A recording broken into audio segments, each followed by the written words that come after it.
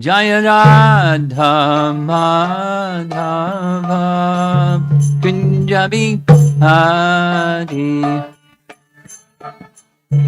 Madhava Gopi Jana Balabha Girivara Radhe Gopi Jana Balabha Girivara Radhe Gopi Jana Balabha Girivara Radhe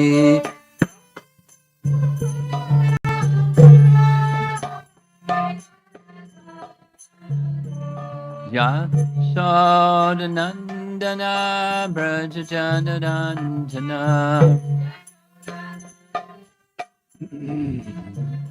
Yashodanandana Brajajanandana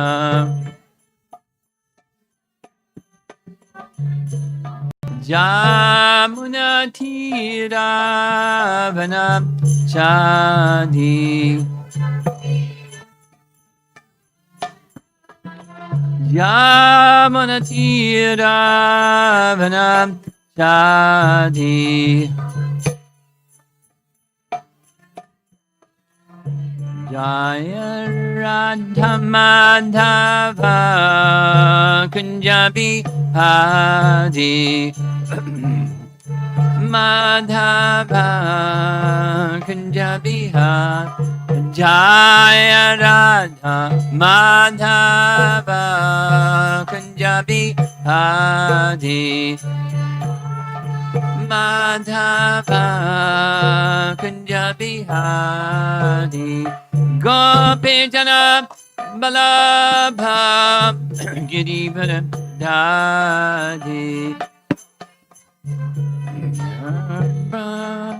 Girivara Radhe Gopi Jana Balabha Girivara Radhe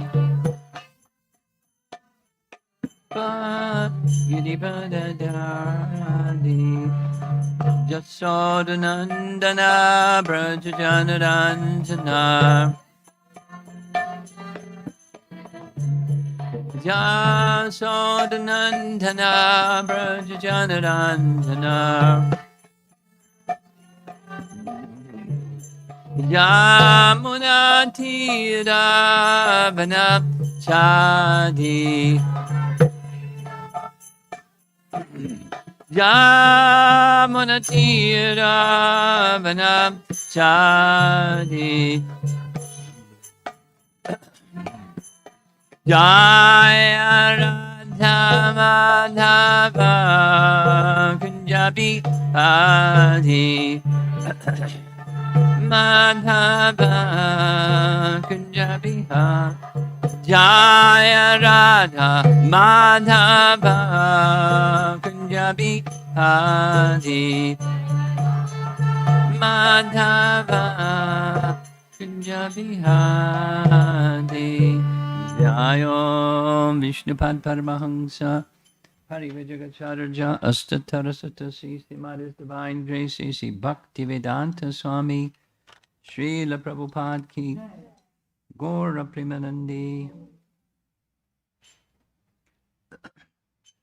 Om Namo Bhagavate Vasudevaya Om Namo Bhagavate Vasudevaya Om Namo Bhagavate Vasudevaya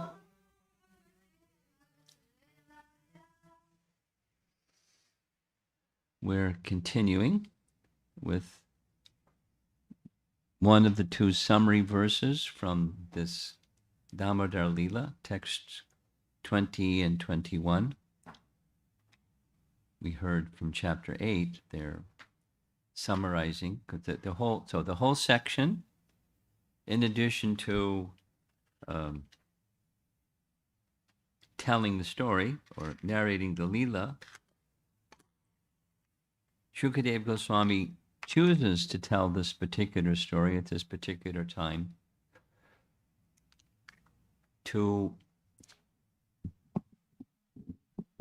more adequately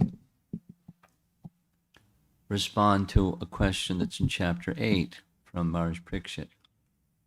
What austerities must Yashoda and Nanda have undergone to achieve this particular affection that they have and the opportunity to serve Krishna in this way?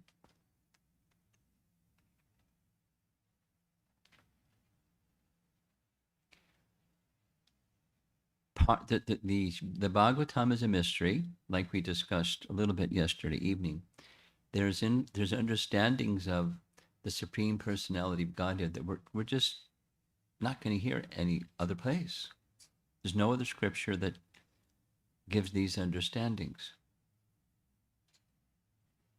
And like the young girl asked in one home visit, how do we know this is true? But we won't go there again. We'll go to what's being revealed through Srimad Bhagavatam's kindness is understandings of the source of everything, that which is, or he who is the source of everything. The way to understand is through bhakti. I was thinking some more about Radha's question from yesterday about who is the best devotee. Remember the question? So more thought on that. What we're hearing in this section, in this particular verse, in fact, is Mother Yashoda surpasses the mercy received by her compared to the mercy received by Brahma, Shiva, and even the goddess of fortune. And the goddess of fortune, as we know, this is his internal potency, his Swarup Shakti, the goddess of fortune, Lakshmi. Not the material goddess who gives wealth, but the spiritual goddess who gives association with Narayan. So, the special feature of Mother Yashoda was the mercy received. And we heard some really subtle explanations that the mercy she received is non different than bhakti, and mercy and bhakti are non different than Krishna. So she has this very special position of prema that mercy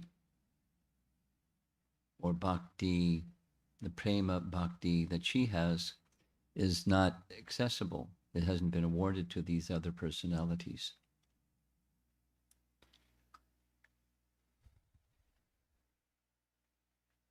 Then we saw a little bit of discussion about Radha's question. Who, there's Prahlad, who's the best of the devotees.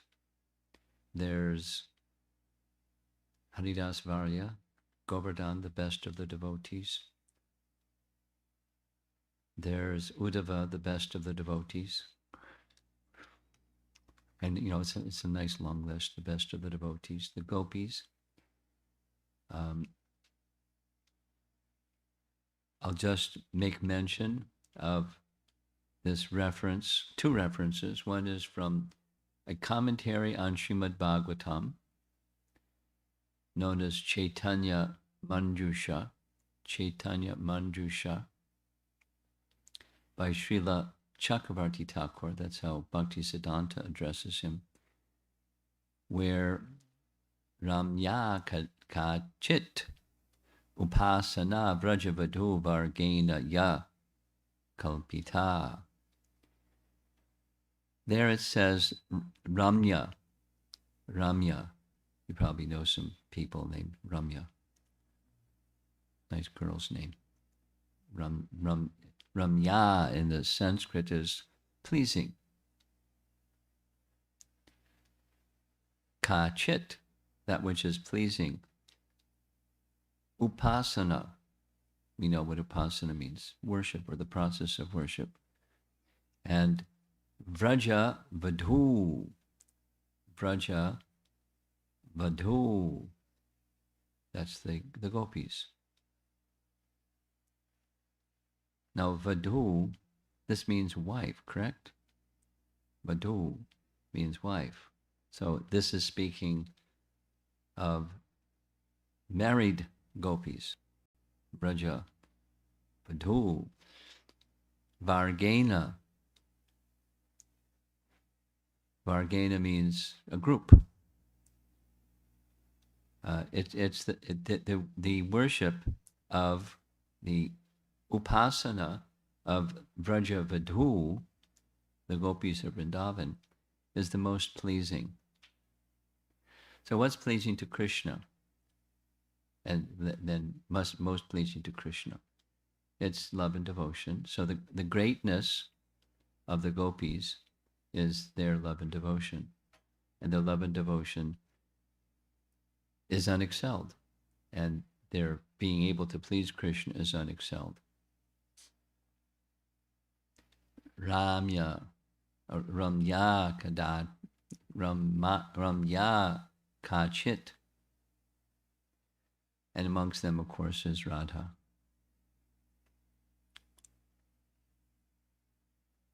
So the whole section of chapter 9 is the super excellence of Mother Yashoda. And that because of the prema that Mother Yashoda has, or the mercy that Mother Yashoda has received, the mercy is being endowed with prema.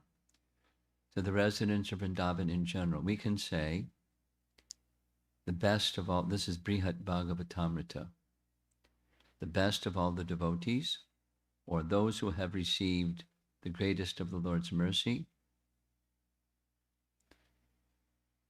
In part 1 of Brihat Bhagavatamrita, it's Narada's quest. It's a quest literature that's very popular these days. Quest for understanding who is the greatest recipient of the mercy of the Lord. So in this chapter, it's a comparative Mother Yashoda, and expand that and say all the residents of Vrindavan, the associates of Krishna in Vrindavan, they're the greatest because of this prema, because of the mercy that they've received, which he has bestowed upon them by performing his pastimes of love, where their love and his love are reciprocated in a fantastic way. And amongst them, we can say the gopis, and when amongst them, we can say Radharani. And that's our Gaudiya understanding. This is Lord Chaitanya's teaching. And whenever this verse is referred to many times in Prabhupada's writings and speaking and so forth. Ramya kadachit upasana vrajavidhu. So same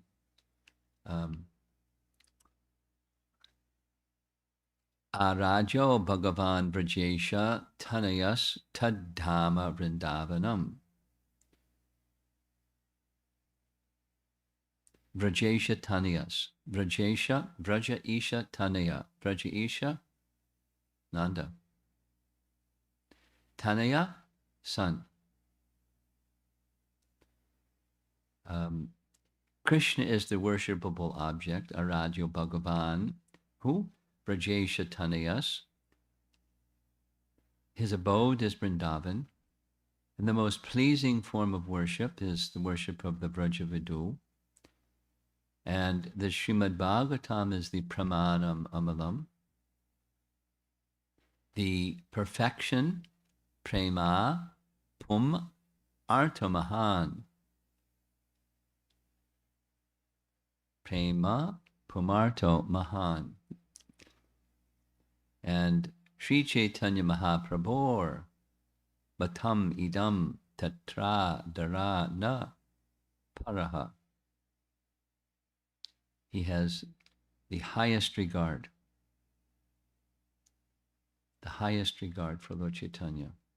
That's his comment. It's the introductory verse to his commentary. It's a very wonderful summary of who is Lord Chaitanya and his teachings.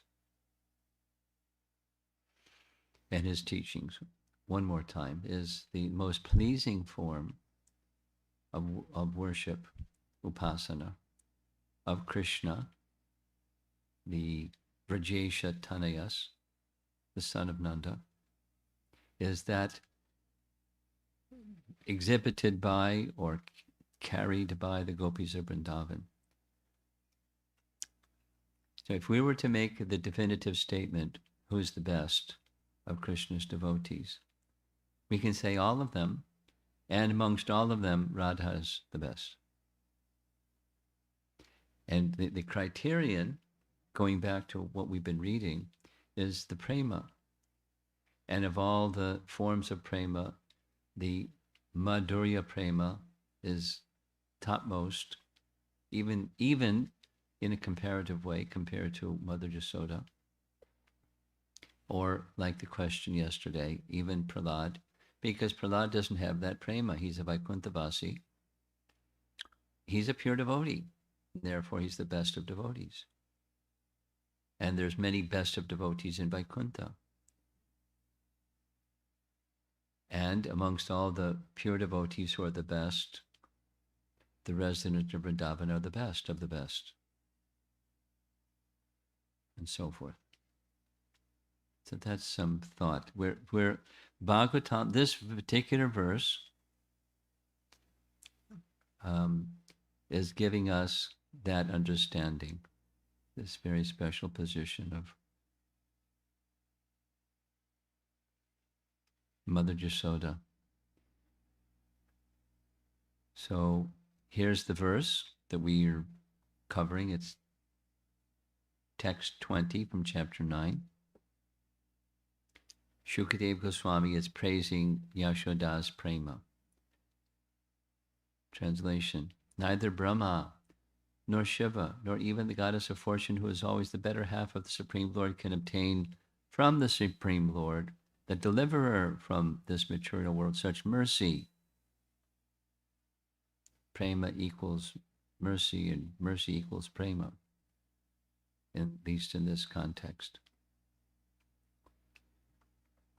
So now we're continuing with the commentaries, starting with chapter 7. Chapter 7 is dealing with the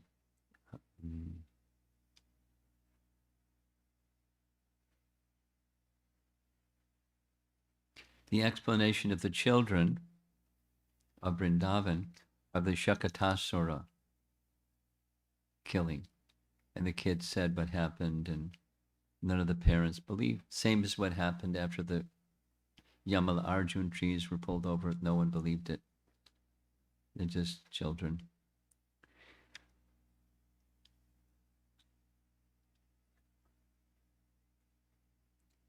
And the commentary reads, they, that's the elders, had complete knowledge since they were dear to the Supreme Lord. However, they did not perceive Krishna's unlimited power. Aprameyam, because the Supreme Lord cannot be measured. That's what aprameya means. Aprameya. And particularly in this case, he was revealing his childhood pastimes and thus hid his powers. So they had complete knowledge, but their knowledge of his complete powers were hidden, not revealed. They were overcome with the bliss of prema. Same theme as Mother Yashoda, all the residents of Vrindavan. by which they took Krishna as their son. That prema covers everything else, meaning his opulences. Balaram is described also as being overcome with prema that comes outside of Vrindavan. One can be overwhelmed with prema outside of Vrindavan also. This is in relation to the marriage with Rukmini. And he heard that there was going to be a big battle. And so Balaram came to the rescue, like Krishna needs rescuing. Balaram heard about these preparations of the inimical kings and how Krishna had set off alone to steal the bride. Balaram feared that a fight would ensue. Immersed in affection for his brother, he hurried to Kundina with a mighty army consisting of infantry and soldiers riding on elephants, horses, and chariots. There's other examples that are often referred to. Balaram and the cowherd boys became overwhelmed when they saw Krishna in the mouth of Baka. So the message is, affection can cover the fact that Krishna is omniscient and all-powerful. Now, there are other situations where Balaram didn't become overwhelmed. A nice example is the Kaliya serpent pastime. When he saw, he wasn't overwhelmed. He was not at all worried. Everyone else was worried. He was understanding Krishna's having fun. And many other things at the same time. So then comes this reference for the morning's verse about Yashoda's specific prema. And he summarizes, this is Jiva Goswami, quote, "They could not understand since they were overwhelmed by prema, but others' statements could enlighten them. But even the cowherds did not believe the word." This is now back to the Shakatasura. The elders could not understand since they were overwhelmed by prema, but others' statements could enlighten them. But even cowherds did not believe the words of the children, since children spoke them. If even the cowherds did not believe, definitely the gopis could not believe them. So that was chapter 7. Now we're moving on to chapter 8. Now this is Krishna's childhood pastimes. Speaking about Rohini and Yashoda, the two mothers took their sons, beautiful with mud and cosmetics in their arms, and gave them their breasts and fed them milk. Looking carefully at the mouths of their sucking children, they became joyful on seeing small teeth when the boys smiled softly. I mean, the pastimes are really well enacted, yes? No teeth and then small teeth, and then doesn't speak about losing their front teeth like Vishaka. Commentary continues. Their bodies shone with mud and cosmetics. It is said, quote, "What is not beautiful in the Sundara Kanda of Ramayana?" Because it's Sundara Kanda. Sundara means beautiful. Similarly, here it is said, what is not beautiful in the infant boys? No, they're beautiful, they're covered by mud. So the commentary says, this follows the example, quote, "A lotus becomes more beautiful when covered by shaivala plants," which means weeds, aquatic weeds that grow in the water. So the lotus is more beautiful when it's surrounded by weeds that grow in the water. So you picture in your mind a lake or a pond that has lotuses. without weeds, and then there's lotuses with weeds, and it's more beautiful. It's like a bouquet that has just greens along with the flowers. So you can just have flowers just stuck in the vase, or you have greens along with the flowers in the vase. So Krishna covered by mud and Balaram, more beautiful. This was the particular beauty of their infant age from that time onward. Both of the mothers regarded the other's sons as their own. Nija, Sutao. Nija means own. Sutao means son. And sometimes out of affection, they gave the other child their breast to feed him. Out of great bliss, they looked carefully in their children's mouths and felt the greatest pleasure because of their bliss. And then comes this morning's verse and then the next one. Neither Brahma nor Shiva nor even the goddess of fortune, who is always the better half of the Supreme Lord, can obtain from the Supreme Lord, the deliverer, from this material world such mercy as received by Mother Jasoda. It's kind of sinking in. The mercy is the prema that she feels towards Krishna when she sees him. And it's very special. The next verse, 21. Krishna, the son of Mother Yashoda, is accessible to devotees engaged in spontaneous loving service, but he is not so easily accessible to mental speculators, to those striving for self-realization by severe austerities and penances, or to those who consider the body the same as the self.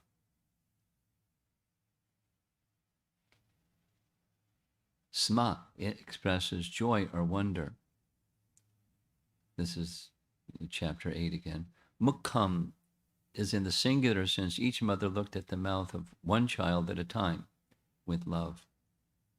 The soft or beautiful smile showed small teeth or a few teeth. Now continuing with chapter 8. So we're going to get like a whole series of appreciations of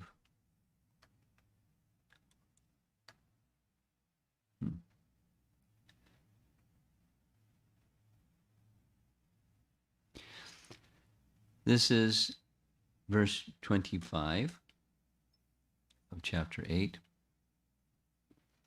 When Mother Yashoda and Rohini were unable to protect the babies from calamities threatened by horned cows, by fire, by animals with claws and teeth, such as monkeys, dogs, and cats, and by thorns, swords, and other weapons on the ground, they were always in anxiety. Parents know what parental anxiety is. If you don't want anxiety, don't become a parent. If you become a parent, expect anxiety. And their household engagements were disturbed at that time. They were fully equipoised in the transcendental ecstasy known as the distress of maternal affection, which was an ecstasy for them. For this was aroused within their minds. That's the translation of text 85. Here's commentary. When the boys became stronger with age, the mothers became agitated with prema because of the boys' fickle actions. The mothers had to prevent them from grabbing or playing with horns, fire, teeth, etc., but they could not prevent them. Why could they not control the boys? The boys were most fickle. They wanted to touch horns of bulls, teeth of dogs or monkeys, knives, and birds such as peacocks. They could prevent their sons from touching these things, but others could not, since they, the others, could not beat them. Since it was necessary for the mothers to prevent them, as they were overwhelmed with affection, they did this by keeping the boys by their sides and by using words. In other words, they didn't beat them. The mothers were not able to do duties in the house. The other mothers, so the other mothers have maternal affection for Krishna too. The other mothers were not able to do duties in their house to which they were attached from the birth of Krishna, since they took that house as Krishna's house.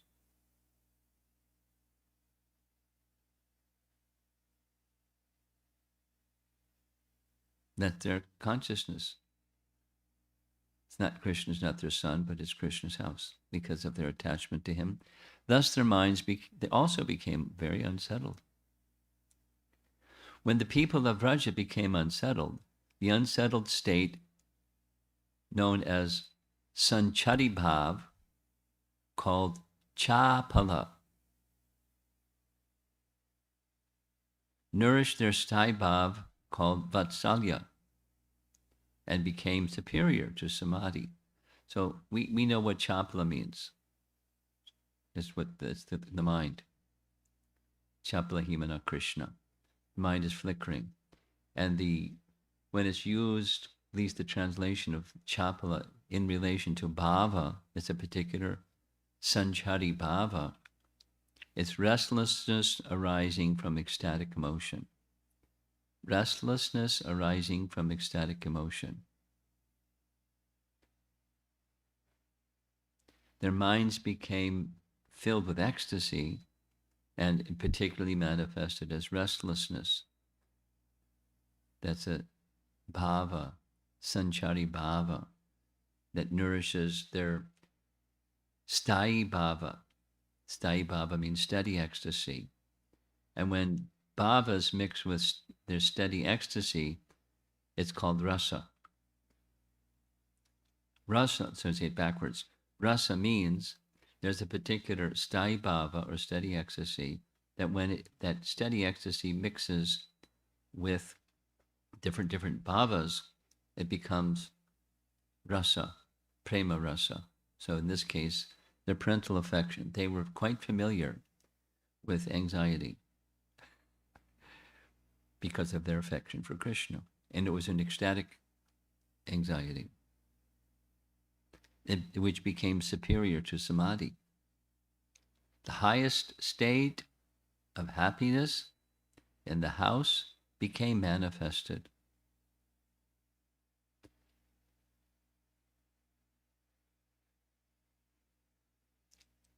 Lord Brahma will say, this later in the Bhagavatam, comparing them to materialists, that's the Brijbasi ladies, their homes, wealth, friends, dear relatives, bodies, children, and very lives and hearts of the people of Vraja are all dedicated only to you. That's in his chapter 14 prayers. The people of Vraja were never absorbed in material consciousness. Naivindam bhava vedanam. Navindam bhava. Bhava isn't bhava, it's anxiety or trouble. Bhava. Vedanam. They didn't know bhava. Navindam bhava vedanam. Maharaj Nanda and others could not even perceive material tribulations. They were put through tribulations. They felt something, but they didn't perceive the tribulations that worldly people perceive because they were so absorbed in ecstatic love.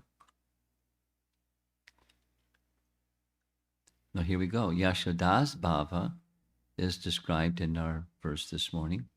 From all these verses, it is clear that their bhava, the Vatsalya rasa personalities, parental affection personalities, their bhava was most exalted. Here's a nice reference. Vaishampayana also describes their attraction to Krishna and Balaram. It's a long quote. The two boys from infancy were like one, shining like a small moon and sun. They slept together, ate together, dressed together, and nourished their infant emotions together. They engaged in the same activities, like one body in two forms. They were absorbed as one child in carrying out heroic feats. They were the same height and acted like humans with divine qualities, protecting the world. They were disguised as two cowherd boys. They appeared beautiful in their pastimes, which were entwined together. They both shone effulgently like the moon and the sun in the sky. They wandered about in a crooked manner everywhere with snake-like arms. Means when they're crawling, they didn't go in a straight line. They were back and forth. Covered with mud, they shone like two proud elephant calves.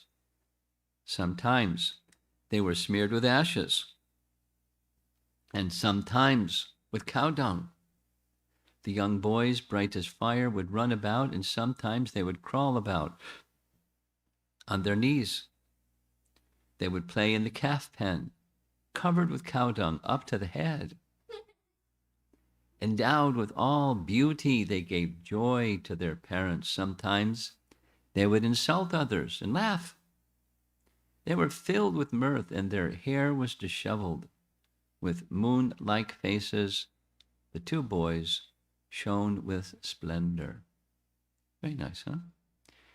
We'll read one more. This is now chapter 8, text 45. Quote, "The glories of the Supreme Lord are studied through the three Vedas, the Upanishads, literatures like Sankhya Yoga, and other Vaishnava literature. Yet, Mother Jasoda considered that Supreme Person an ordinary child." Commentary. Yashoda is supremely fortunate. The Lord is praised in the three Vedas, ultimately as the Antaryami. Antaryami means super soul, or the soul within, of karma and upasana. He is praised in the Upanishads as the greatest, or Brahman, by qualities and sarup. He is praised in theistic Sankhya and Yoga and the Puranas as Bhagavan.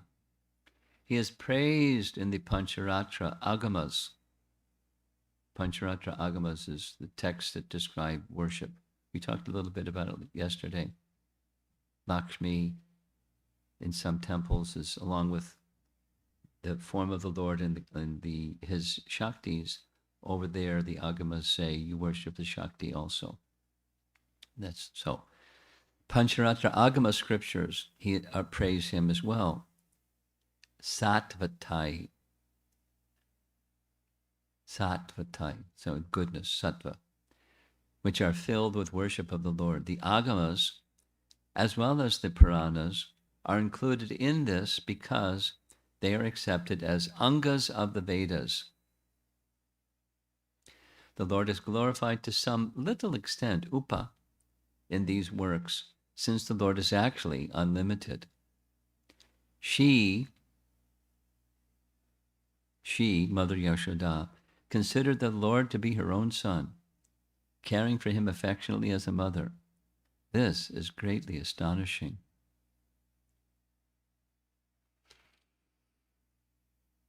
The following should be considered. Her greatness was not because of seeing the universe. This vision of the universe is rejected in the second canto. That's second canto, chapter 1 deals with universal form. Chapter 2 says go beyond the universal form. So those are verses from canto 2, chapter 2. As long as meditation on the Lord and the witness of all beings, superior to even Brahma, which has bhakti as an element, does not manifest, one should remember the gross universal form after performing necessary rites of karma yoga. So In other words, go beyond meditation on the universal form if you can achieve these things. Bhakti, and so forth. Understanding the Lord as Paramatma, because that's chapter 2. Back to chapter 1, canto 2. The yogi will worship the Lord in ocean of bliss, eternal in time and space, and nothing else, since other things will cause degradation. So that is to say, the universal form has the potency to carry one beyond degradation, but is to be surpassed through bhakti.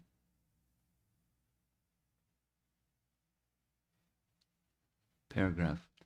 Nor does seeing the universe, that's Mother Jasoda seeing the universe within Krishna, does seeing the universe produce knowledge of the Supreme Lord as Krishna? Of course, she said that her child may have astonishing powers. She then defined the Lord who cannot be understood, which is a contradiction.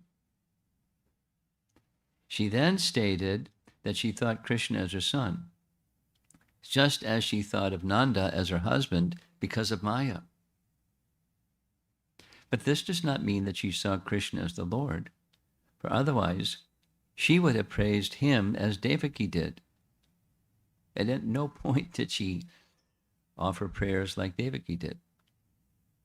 The meaning of this episode is not that seeing Krishna as the Lord is superior and seeing him as her son is inferior, since that meaning cannot be found in any of these verses. The meaning would also not agree with later questions and answers in the text. Parikshit praises her for rejecting knowledge of Krishna as Lord and instead worrying about his protection and feeding Krishna milk. Parikshit laments for Vasudeva and Devaki, who, though knowing Krishna as the Lord, did not have affection for him as their son. The most knowledgeable poets, such as Vyasadeva, also state that Yashoda's realization of Krishna as her son was the highest. Shukadeva establishes Yashoda and Nanda as superior to Brahma and Shiva, although they have great devotion and all knowledge. They, now this is both Yashoda and Nanda, are superior to even Lakshmi. That's our verse this morning. Those ordinary people who worship Krishna as the son of Yashoda are superior to all the Gyanis. That's the next verse, 21. Elsewhere, the superiority of this love is mentioned. Quote, this is Canto 5, Chapter 6. We heard this yesterday evening. My dear king, this is Shukadeva to Maharaj Parikshit. My dear king, the supreme person Mukunda is actually the maintainer of all the members of the Pandava and Yadu dynasties. Almost done. There's a reference to now Canto 10, Chapter 12. That's the Cowherd Boys. In this way, with an abundance of splendor caused by Krishna, they played with him. Though he is pure consciousness, or happiness known as Brahman for the Gyanis, the Supreme Lord for the devotees with Dasya Bhav, and an ordinary human child for those covered with material illusion.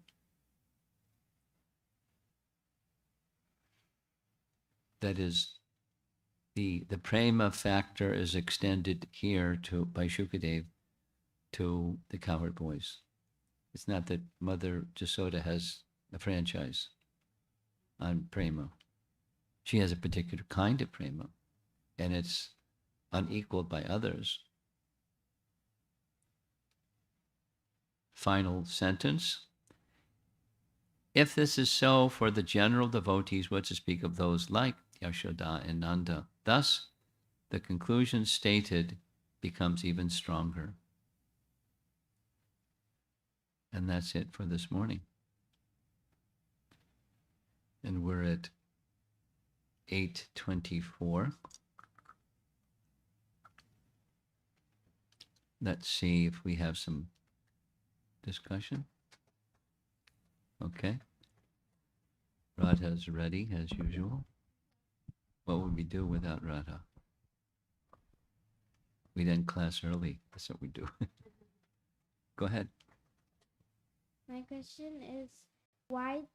What was the what do you call it? How was the husband of the gopis perceiving Krishna? How was the what? Husbands of the gopis perceiving Krishna. The husbands of the gopis? Perceiving Krishna. How were the husbands of the gopis perceiving Krishna? Oh, like the wives. Their son. Not biological son, but parental affection like son. That's how they're perceiving him.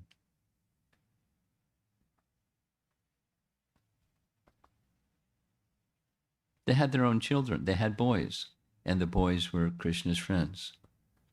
But the parents had affection for Krishna as their son, even more than they had for their own sons.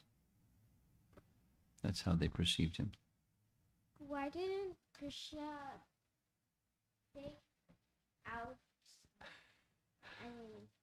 rescue Devaki and Vasudeva from the shackles when he got a bit older, like 7 years old, and he just take them to Raja and they can also participate in the pastimes? I couldn't follow. She's asking, when Krishna was a little older, Why would he not rescue Nanda Maharaj and Devaki, Vasudeva and Devaki, from the prison house and then take them also to Vrindavan so that they could also enjoy Krishna? Oh, because their mood is different. Krishna reciprocates with the mood of love of everyone. Or if there's not a mood of love, it's whatever their regard for Krishna is. He reciprocates with them accordingly. He doesn't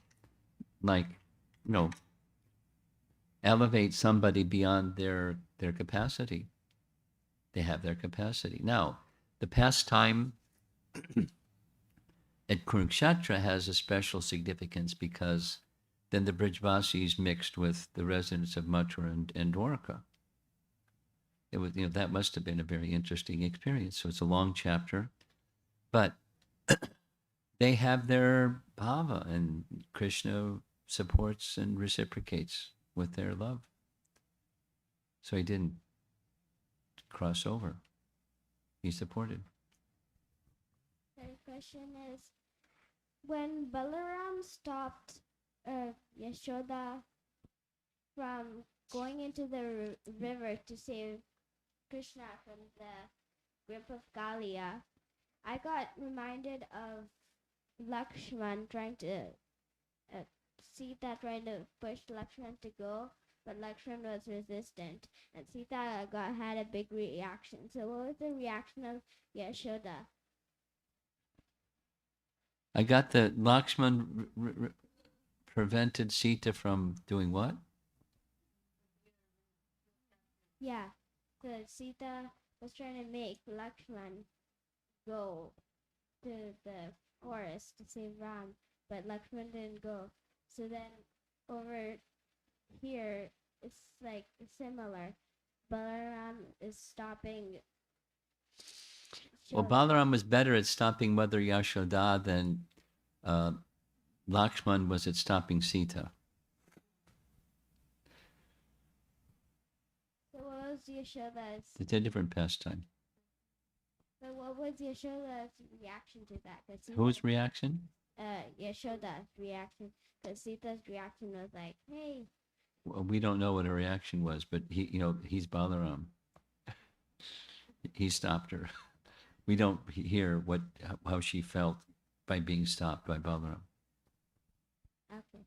Okay. No more. Anything?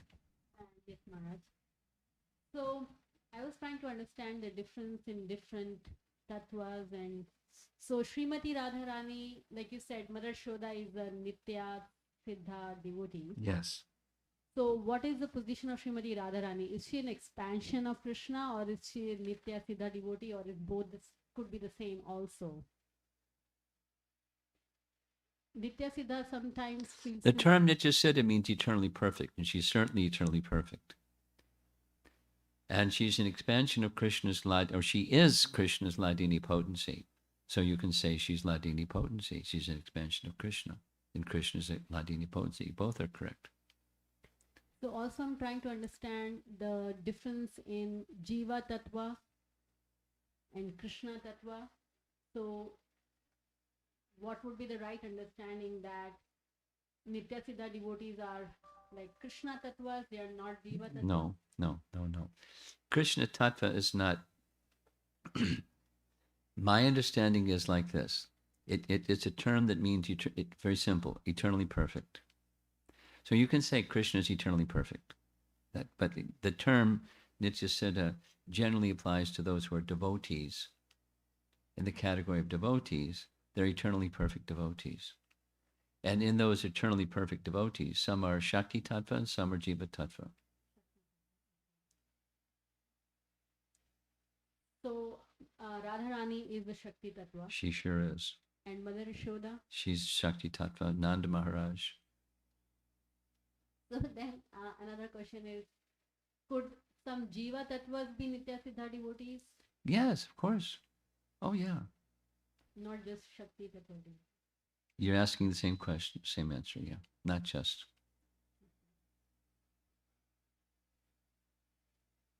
That's my understanding. I mean, I could cross-reference or research further, but I don't know where, I wouldn't even have an idea where to search for that.